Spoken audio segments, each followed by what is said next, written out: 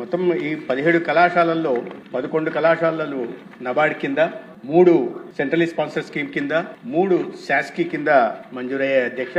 దీనికి మొత్తం వెచ్చించాల్సిన మొత్తం అయితే 8,480 కోట్లు అయితే గత ప్రభుత్వం 4 సంవత్సరాల్లో 2020లో మంజూరైన కళాశాలలు 4 సంవత్సరాల్లో 1,500 కోట్లు మాత్రమే ఖర్చు పెట్టింది అధ్యక్ష.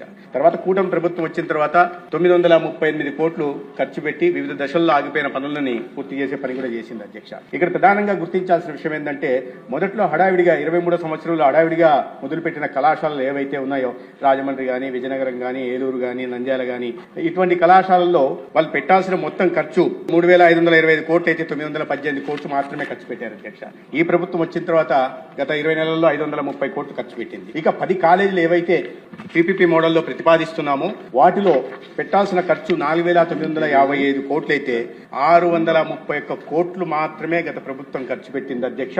ఈ ప్రభుత్వం వచ్చిన తర్వాత 406 కోట్లు ఖర్చు పెట్టడం జరిగింది. దురదృష్టకరమైన విషయం ఏంటంటే అధ్యక్ష, 10 కళాశాలల్లో 631 కోట్లు ఖర్చు పెడితే దాంట్లో 396 కోట్లు సింహభాగం కేవలం పులివెందులకు మాత్రమే ఖర్చు పెట్టారు అధ్యక్ష.